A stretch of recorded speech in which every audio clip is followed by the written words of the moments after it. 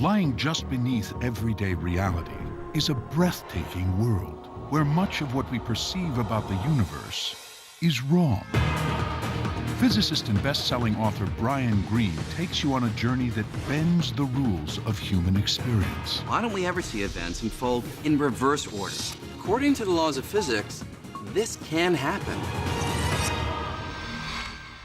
It's a world that comes to light as we probe the most extreme realms of the cosmos, from black holes to the Big Bang to the very heart of matter itself. I'm gonna have what he's having. Here, empty space teems with ferocious activity. The three-dimensional world, merely a mirage. The distinction between past, present, and future, just an illusion. But how could this be? How could we be so wrong about something so familiar? Does it bother us? Absolutely. There's no principle built into the laws of nature that say that theoretical physicists have to be happy. It's a game-changing perspective that opens up a new world of possibilities. Coming up, what if new universes were born all the time? In this picture, the Big Bang is not a unique event. And ours was one of numerous parallel realities. Somewhere, there's a duplicate of you and me and everyone else. Are we in a universe or a multiverse? The Fabric of the Cosmos, right now on Nova.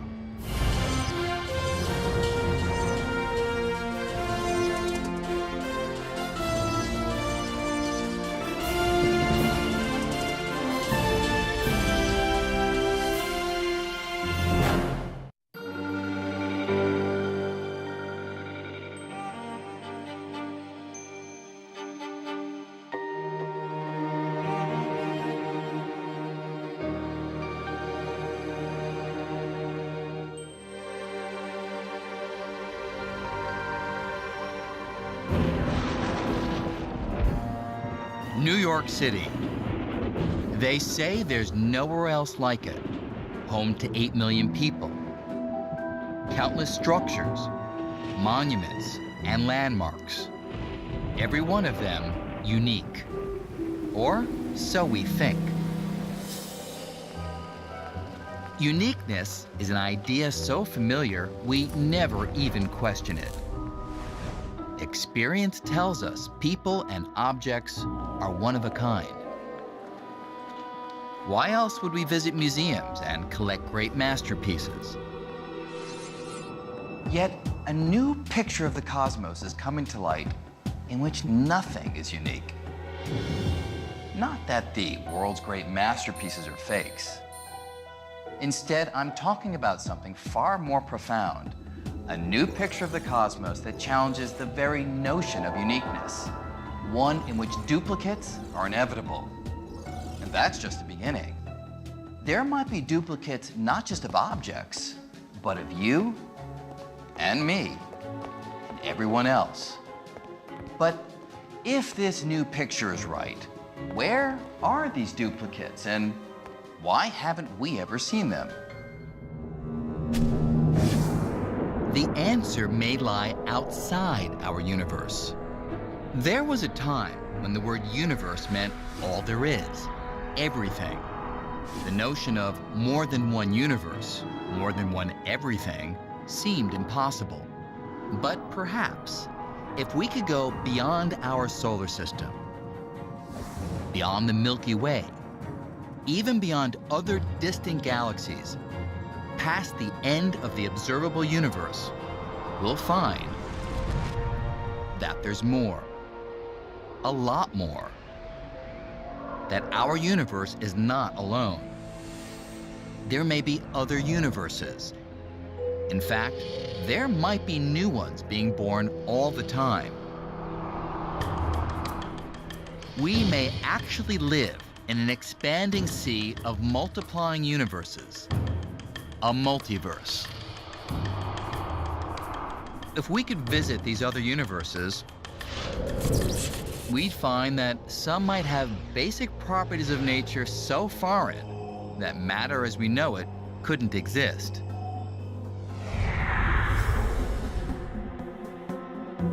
Others might have galaxies, stars, even a planet that looks familiar, but with some surprising differences. And if there are an infinite number of universes in the multiverse, somewhere there's a place where almost everything is identical to ours, except for the slightest details. Like maybe there's another Brian Greene who ends up in a different line of work.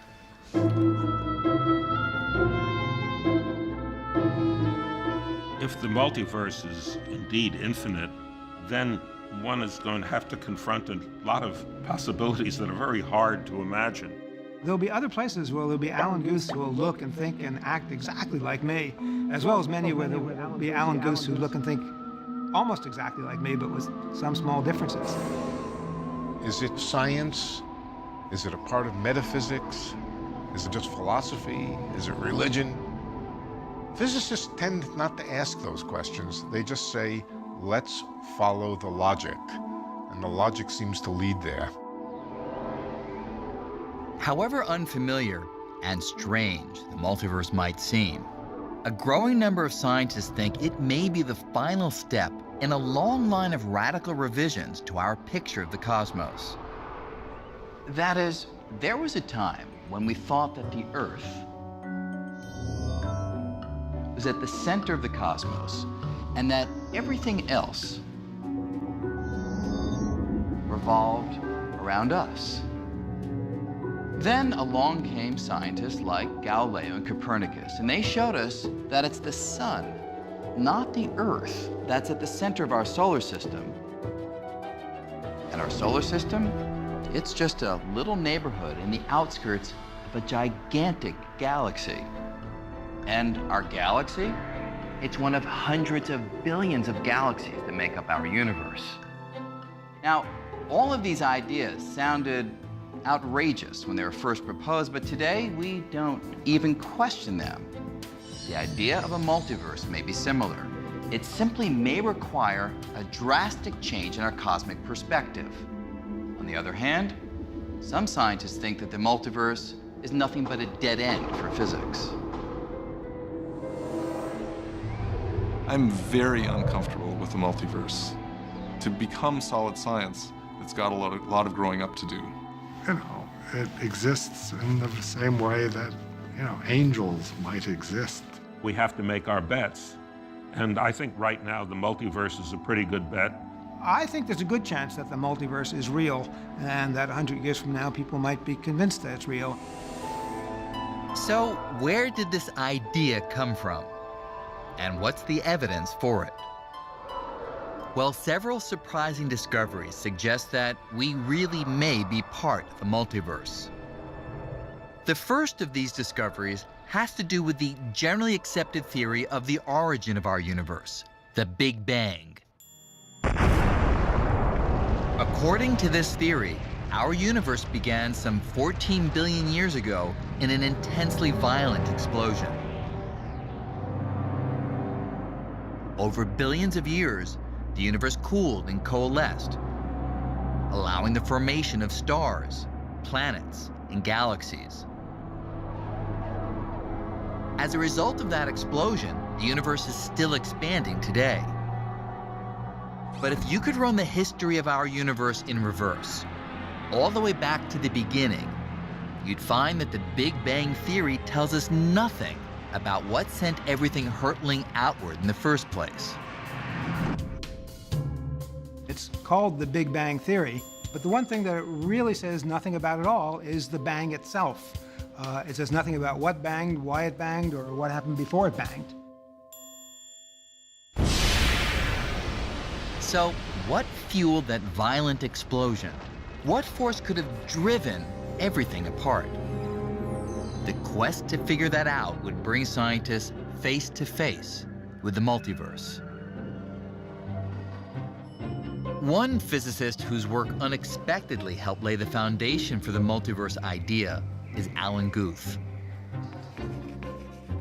Today, he's a professor at MIT.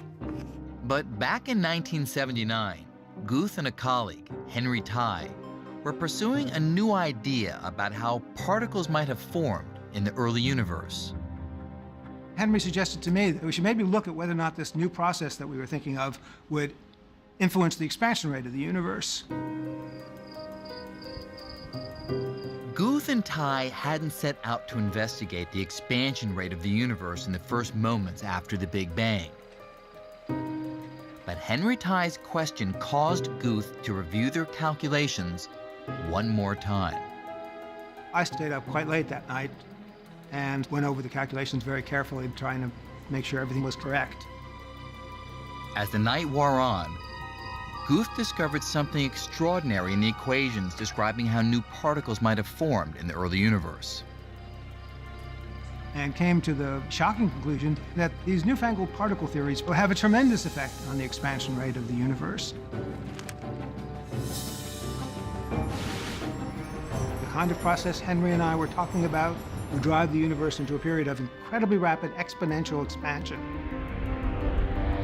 What Guth found in the math was evidence that in the extreme environment of the very early universe, gravity can act in reverse. Instead of pulling things together, this repulsive gravity would repel everything around it, causing a huge expansion.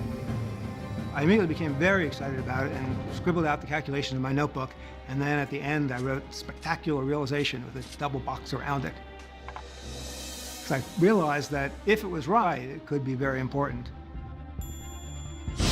By discovering this repulsive gravity, Alan Guth had unintentionally shed light on the very beginning of the Big Bang. Described mathematically, this force was so powerful, it could take a bit of space as tiny as a molecule and blow it up to the size of the Milky Way galaxy in less than a billionth of a billionth of a billionth of a blink of an eye. After this incredibly short outward burst, space would continue to expand more slowly and cool, allowing stars and galaxies to form just as they do in the Big Bang Theory. Guth called this short burst inflation, and he believed it explained what set the universe expanding in the first place. The powerful, repulsive gravity of inflation was the bang in the Big Bang. But despite having made a momentous breakthrough, Alan Guth had an even more pressing concern. I had no idea what my employment might be. I was really looking for a more permanent job. The inflationary universe scenario looks very exciting. So I went on actually a pretty long trip giving talks about this. I call the inflationary. Suddenly, this idea caught on. Talks about inflation were packed with people from all areas of physics. Lots of astrophysical theorists, including me, got very enthusiastic. It was a very, very exciting time. If you have a really good idea that allows other people to move the field forward, people are going to pay attention. An amazing feeling that suddenly I had crossed that gap from being an unknown postdoc to being one of the major players. It was very hard to absorb, but it certainly felt good. One reason inflation was so exciting was that it made predictions that could be tested through observation. Scientists realized that if the theory were correct, evidence for it should be found in the night sky. Imagine that we could shut off the sun and take away all the stars. If our eyes could detect the rest of the energy that's still there, we'd see a warm glow everywhere in the cosmos. This sea of radiation is called the cosmic microwave background. It's the last remnants of heat from the Big Bang itself. Theory predicted that the violent expansion of space during inflation would leave an imprint on this radiation. These telltale fingerprints would form a precise pattern of temperature variations, slightly hotter spots and slightly colder spots that would look something like this. But it would be about 10 years before the technology was sensitive enough to test this prediction. Then in 1989, NASA launched the Cosmic Background Explorer satellite, followed by a second satellite, WMAP, in 2001 that would put inflation to the test. The missions measured the radiation with tremendous precision, and the results were stunning. The temperature variations found in the cosmos were an almost identical match with the predictions of the theory of inflation. It's just a theory, mathematics on the page, until it makes predictions that are confirmed. WMAP found what the math of inflation predicted. That is enormously convincing.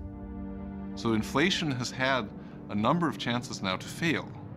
It made predictions, data came in, and inflation has come through with flying colors. Guth's work on inflation, along with that of other physicists, was hailed as a milestone toward understanding the origin of the universe. In the process, it expands. But soon, two Russian physicists would discover that the equations of inflation held a shocking secret. Our universe may not be alone. One of these physicists was Andrei Linde, who had already made pivotal contributions to inflationary theory. The other was Alex Vilenkin, who happened to attend one of the talks Alan Guth gave during his road trip. He gave a wonderful talk. I haven't met him before, but what I heard was rather unexpected.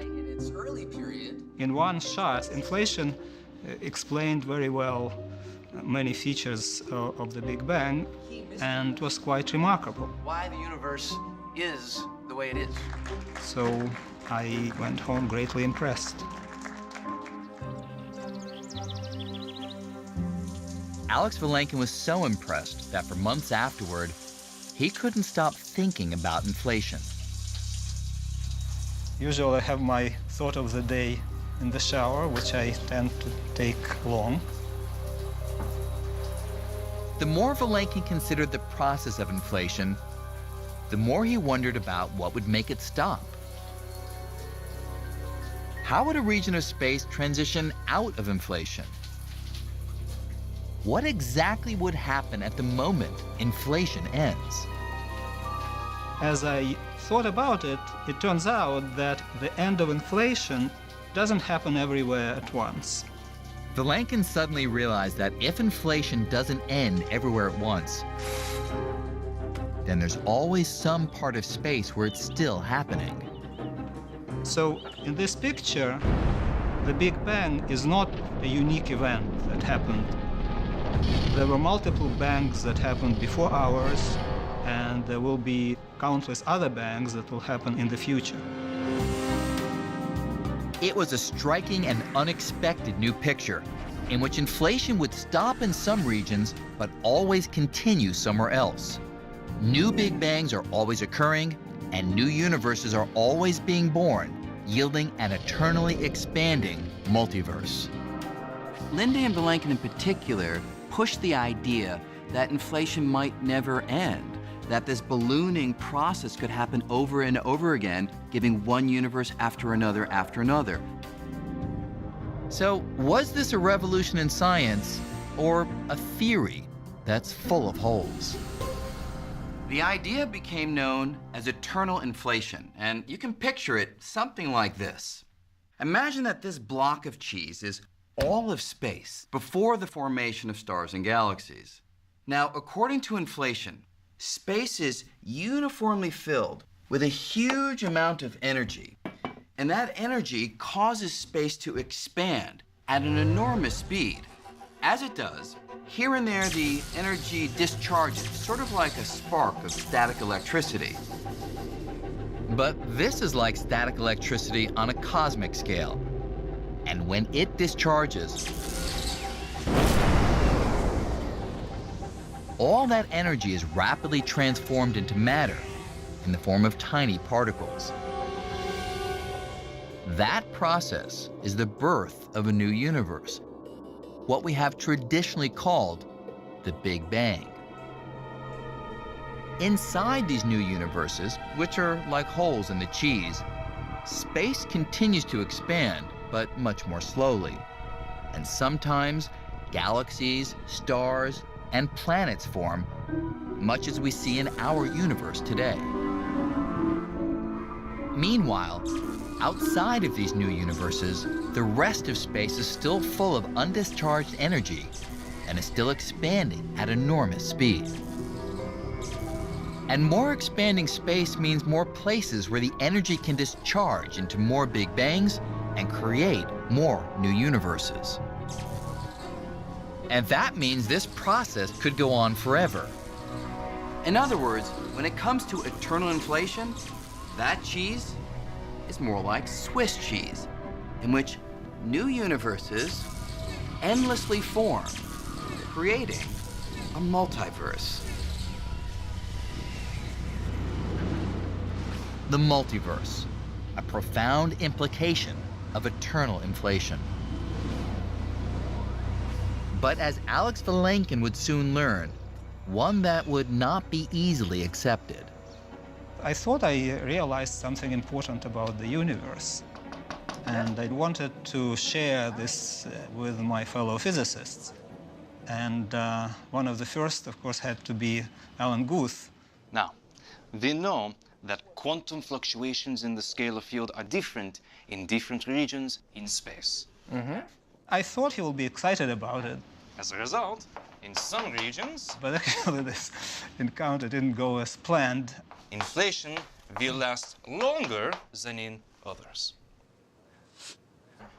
The delay of inflation... As I was describing to him my new picture of the universe, inflating regions and so forth, expansion. I noticed that Alan is beginning to doze off a little bit. Actually, I was, of course, very unhappy about that, so I thought that I probably should go.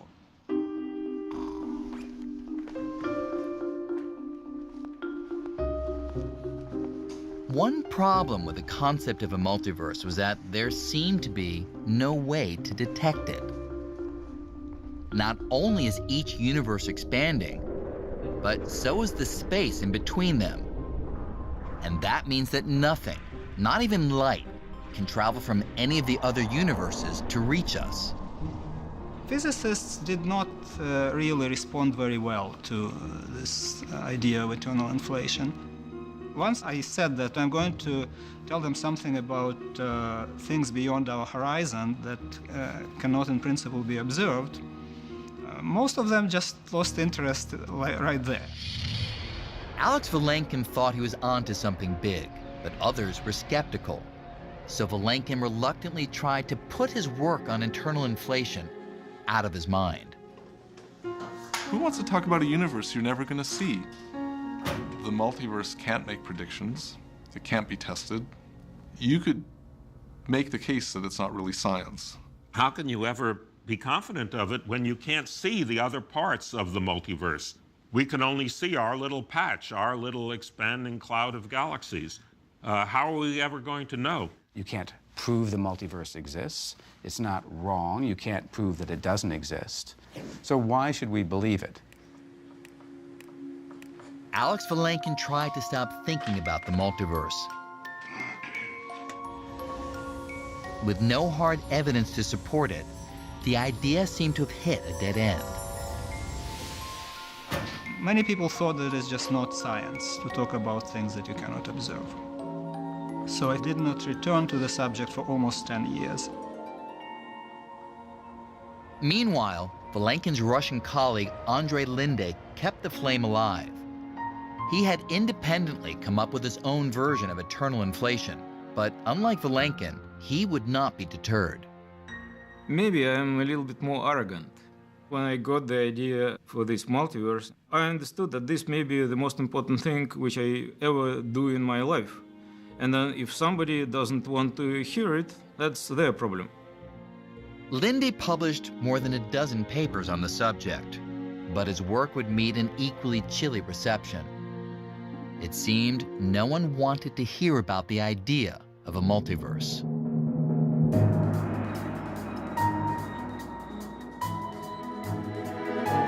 If the equations of eternal inflation were the only clues pointing to the multiverse, that's where the story might have ended. But the multiverse idea would gain some unexpected support from two completely unrelated areas of science. One was an idea called string theory, designed to explain how the universe works at the tiniest scales. The other was an astounding discovery made by astronomers exploring the universe on the largest scale. A discovery that's utterly mysterious if there's only one universe, but if we're part of a multiverse, it's a whole new ballgame. It has to do with the expansion of the universe, and it's easy to explain using a baseball. Now, if I toss this ball up in the air, we all know what will happen. As it rises, it slows down because of gravity. Now, astronomers knew that the universe was expanding, and they assumed that the expansion would slow down because of the gravitational pull of stars and galaxies, just as the ball slows down because of the gravitational pull of the Earth. But when they actually did the measurements, they found something astonishing, something that rocked the foundations of physics. They found that the expansion is not slowing down, it's speeding up. It's as if I took this baseball, and when I throw it, instead of slowing down as it rushes away, it speeds up. Now, if you saw a ball do that, you'd assume there's some invisible force that's counteracting gravity, pushing on the ball, forcing it to speed away ever more quickly. Astronomers came to the same conclusion about the universe. That some kind of energy in space must be pushing all the galaxies apart, causing the expansion to speed up. Because we don't see this energy, the astronomers called it dark energy. It's among the most important experimental discoveries ever in the history of science. It took most of us completely by surprise. And so we're still trying to come to grips with that. Discovering that dark energy is pushing every galaxy in our universe away from every other at an accelerating rate was shocking enough. But even more surprising was the strength of that dark energy. For over a decade, scientists have been unable to explain why such a peculiar amount of it exists in empty space. But that mystery seems easier to resolve if we're part of a much larger multiverse. Now, the idea that space contains any energy at all sounds strange. But our theory of small things like molecules and atoms, the theory called quantum mechanics, tells us that there's a lot of activity in the microscopic realm, activity that can contribute in energy to space. And according to the math, the amount of energy generated by that microscopic activity is enormous. The problem is, when astronomers measure the amount of energy that's actually out there, the amount of energy required to force the galaxies apart at the accelerating rate that's observed, they get a number like this. A decimal point followed by 122 zeros and then a 1. An incredibly tiny amount, very close to 0, and nothing at all like what the theory predicted. In fact, it's trillions and trillions and trillions and trillions of times smaller. Colossal mismatch. We have tried everything to explain why the dark energy is as small as it is. We have tried everything, and everything fails. Hopeless. I once called this the worst failure of an order of magnitude estimate in the history of science. Does it bother us? Absolutely. Finding that the amount of energy in space is so much less than our theory predicts is not just an academic problem. The precise strength of that repulsive gravity, well, that has profound implications for all of us. For example, if I were to increase the strength of the dark energy just a little bit, by erasing 4 or 5 of these zeros, I still have a tiny number, but the universe would be radically different. That's because a slightly stronger dark energy would push everything apart so fast that stars, planets, and galaxies would never have formed. And that means we simply would not exist. And yet, here we are. So, why is the amount of dark energy so much less than our theory predicts, and also just right to allow the formation of galaxies, stars, planets, and life? We just don't know. The mismatch between the theoretical predictions of dark energy and what astronomers have observed is one of the great mysteries that science faces today. But consider this. If we do live in a multiverse, then the mystery of dark energy might not be so mysterious after all. In fact, if we're part of a multiverse, the value of dark energy we've measured might actually make total sense. Hi, reservation for green.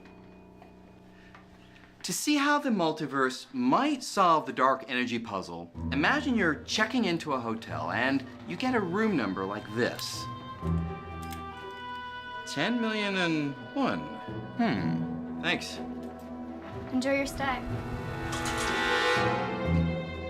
10,000,001 would seem like a pretty strange room number, and getting a room number like this would be surprising, much as the value of dark energy in our universe is a number that scientists have found surprising.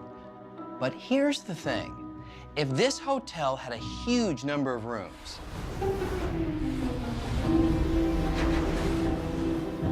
say billions and billions, then getting room number 10,000,001 wouldn't be so surprising. In a hotel this big, you expect to find a room of that number.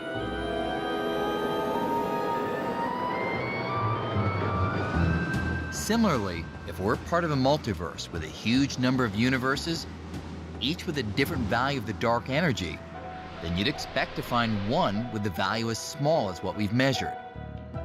If you think of each of these rooms as a universe, and each universe has a different value for the dark energy, then most of these universes won't be hospitable to life as we know it.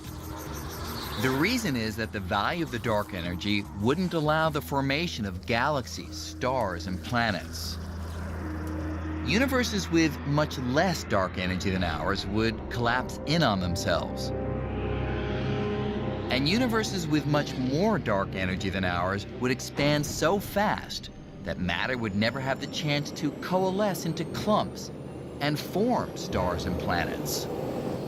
So, of course we find ourselves in a universe where the value of the dark energy is hospitable to life.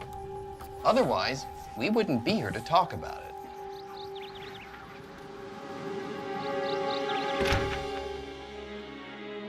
So, if we're part of a multiverse, the mystery of dark energy becomes not so mysterious. But there's a piece of the puzzle missing. How do we know if there's enough diversity within the multiverse to include every value for dark energy, even the strange value we observe in our universe?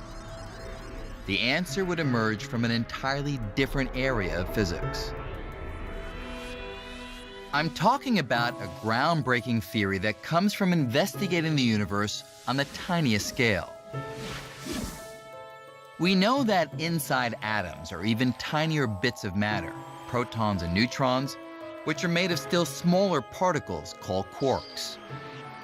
But physicists realize that this might not be the end of the line. These subatomic bits might actually be made of something even smaller. Tiny vibrating strands or loops of energy called strings. This set of ideas, called string theory, says everything that exists is made of this one kind of ingredient. And just as a single string on a cello can produce many different notes depending on how it vibrates, strings can take on different properties depending on how they vibrate, creating many kinds of particles. From this theory came the promise of elegant simplicity, a single master equation that would explain what we see in the world around us. String theory would be beautiful, it would be elegant, and calculation from that very simple theory would produce the world as we know it. But for this beautiful theory to work, there was a catch. The math of string theory required something that defies common sense, a feature that would open another door to the multiverse: extra dimensions of space. We're all familiar with 3 dimensions of space: height, width, and depth. But the math of string theory says these aren't the only dimensions. The mathematics works only if the strings move and vibrate, not just in the 3 directions that we see, but in those and, say, 6 more, 9 space dimensions in all. So if string theory is right, where are these extra dimensions, and why can't we see them? Think about the cable supporting a traffic light. From a distance, it looks like a line, one-dimensional. But if you could shrink down to, say, the size of an ant, you'd find another dimension, a circular dimension that curls around the cable. And string theory says that if we could shrink down billions of times smaller than that ant, we'd find tiny extra dimensions like this are curled up everywhere in space. At every point of space, there's extra dimensions of space that are curled up into little tiny knots that you can't see because they're too small. And the shape of those extra dimensions determines the fundamental features of our universe. Just the way the air streams that are going through an instrument like a French horn have vibrational patterns that are determined by the shape of the instrument, the shape of the extra dimensions determines how the little strings vibrate. Those vibrational patterns determine particle properties. So all of the fundamental features of our universe may be determined by the shape of the extra dimensions. The way those extra dimensions of space are put together is in many respects like the DNA of the universe. They determine the way the universe is going to behave, just exactly the same way as DNA determines the way an animal is going to look. The problem was, the more string theorists looked, the more ways they found that extra dimensions could be curled up. And the math provided no clues as to which shape was the right one corresponding to our universe. I think the consensus right now is that that number seems to be astronomical.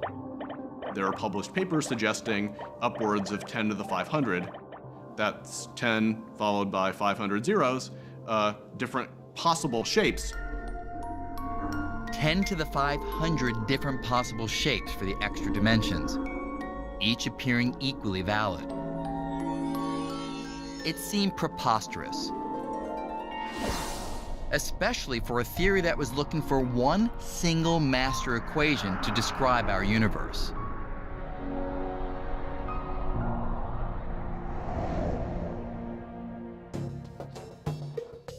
But then it occurred to some string theorists that perhaps there was a different way to look at the problem. And this different perspective would breathe new life into the idea of a multiverse. 10 to the 500 different string theories. This sounded like a complete disaster. What good is it to have a theory that has 10 to the 500 solutions? You can't find anything in there. Well, that left string theorists somewhat unhappy, somewhat depressed.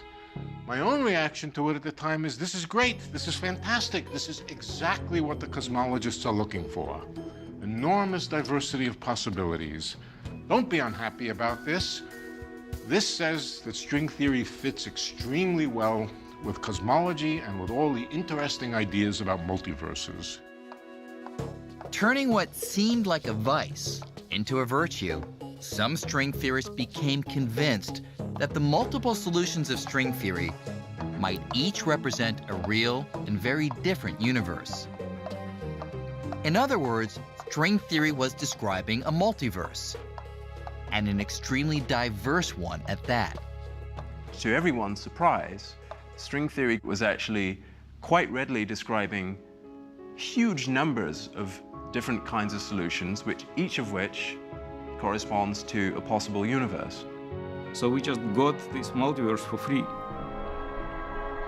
Both from string theory and from inflation, you have these universes that are produced. These different universes would all naturally have different amounts of dark energy.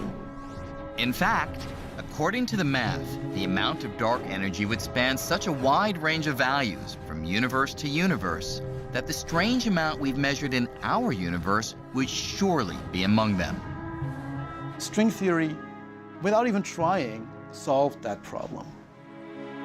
So, over a decade after Linde and Vilenkin had come up with their ideas about eternal inflation, the multiverse was revived. 3 lines of reasoning were now all pointing to the same conclusion. Eternal inflation, dark energy, and string theory.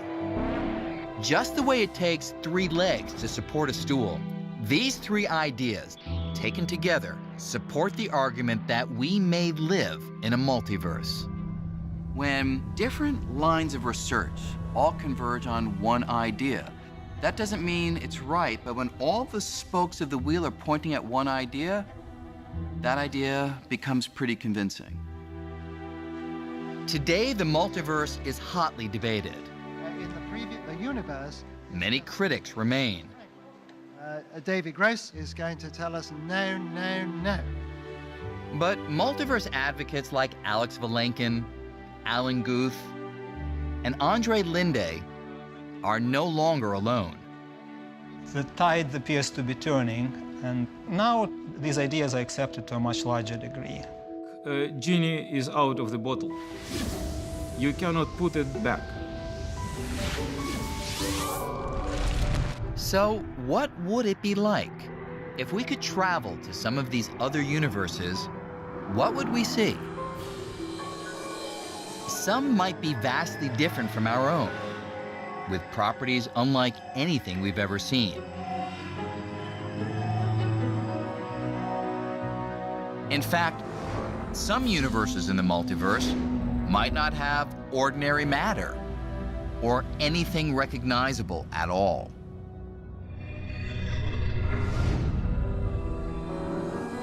And there might be other universes with features not unlike the familiar ones we know, but where life takes a completely different form, perhaps communicating in ways we'd find utterly bizarre. And the math shows that if we were able to visit enough of these universes, we might eventually find ones like ours, with a Milky Way galaxy, a solar system, and an Earth. Except with some slight differences. In one, maybe the asteroid that killed off the dinosaurs 65 million years ago missed. And evolution charted a new course.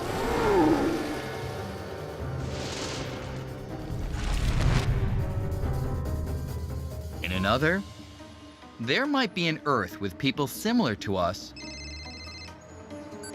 but better at multitasking. But there's something even stranger. Somewhere out there, we should find exact copies of our universe with duplicates of everything and everyone. But how could this be? How could there be exact duplicates of ourselves out there in the multiverse? To see how, take this deck of cards. It's made up of 52 different cards, and if I deal them, everyone will get a different hand. But over the course of many, many rounds, eventually, some of the combinations will start to repeat. That's because with 52 cards, there's a limited number of different hands you can deal. So if you deal the cards an infinite number of times, then repeating hands are inevitable. And in the multiverse, a similar principle applies. That's because, according to the laws of nature, the fundamental ingredients of matter, or particles, are kind of like a deck of cards. In any region of space, they can only be arranged in a finite number of different ways. So, if space is infinite, if there are an infinite number of universes, then those arrangements are bound to repeat.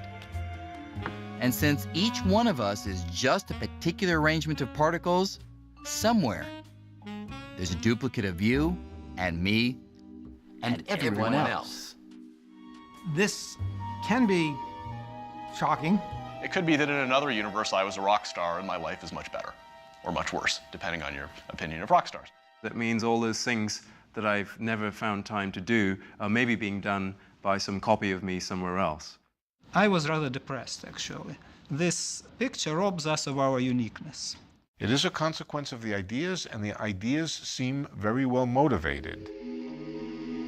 Yet, critics argue the multiverse is just too convenient an explanation for things we don't understand, like the tiny value of dark energy in our universe and the huge number of possible shapes for the extra dimensions in string theory. The problem with that kind of reasoning is that it doesn't explain why dark energy is the way it is. It just says it's random chance. I don't find that satisfactory. You can apply this kind of reasoning anytime you don't have a better explanation. On the other hand, supporters of the multiverse point out that sometimes a better or deeper explanation for the way things are simply does not exist. Take, for example, the Earth's orbit around the Sun. We find ourselves at a distance of 93 million miles. Perfect for life. If we were much closer to the Sun, our planet would be too hot for life as we know it to exist. And if we were much farther from the Sun, it would be too cold for life. So why are we in this sweet spot? Well, starting in the late 1500s, the famous astronomer Johannes Kepler asked that very question. And he spent years trying to find a physical reason, some law of nature that requires the Earth to be 93 million miles from the Sun. But Kepler never found it, because it doesn't exist. There isn't any physical law requiring the Earth to be 93 million miles from the Sun. It's simply one possibility of the many you'd expect to find in a universe we know is full of solar systems. You might think it was an extraordinary accident. It's not. It's just that there are a lot of planets out there. Similarly, some suggest that the true explanation for some of the fundamental features of our universe will elude us if we don't consider the possibility that we live in a multiverse. Clearly, if we had a good physical reason, that would be great, and we would understand it. We'd be much happier. We may have to live with that. There's no principle built into the laws of nature that say that theoretical physicists have to be happy. It's a hypothesis. It's the leading hypothesis because nobody has another hypothesis which makes as much sense. The multiverse, a tantalizing possibility, but with no experimental evidence. Should you believe it? We can't believe in anything until there's observational or experimental support. But what we have found over the last few centuries is that mathematics provides a sure-footed guide to the nature of things that we haven't yet been able to see, observe, or experiment with. Math predicted things like black holes and certain subatomic particles long before we ever observed them. And math is suggesting that there may be these other universes. That doesn't mean it's right, but often it's leading you to a deeper understanding of reality. If you choose not to believe it, that's perfectly fine, because we have not given you any evidence yet. And One of the wonderful things about science is it's about evidence. It's not about belief. And some scientists now think we might just be able to find that evidence. They propose that if our universe and another were born close together, the two might have collided. That collision could have left its own fingerprints, ripples in the cosmic background radiation that we might one day be able to detect.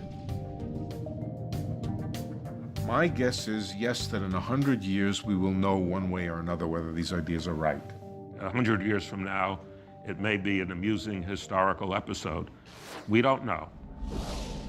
But if you only work on the things that are already well established, you're not going to be part of the next big excitement.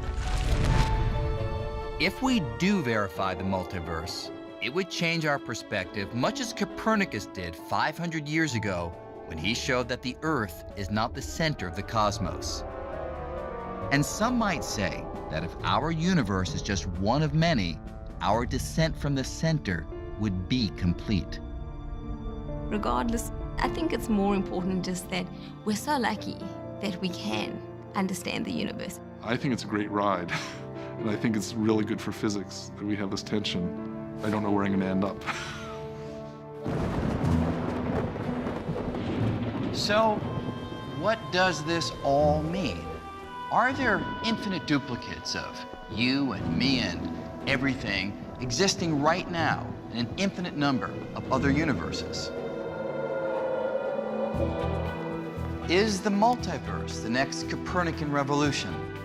We don't know, at least not yet. But if the idea that we live in a multiverse proves true, we'd be witnessing one of the most exciting and dramatic upheavals to our understanding of the fabric of the cosmos.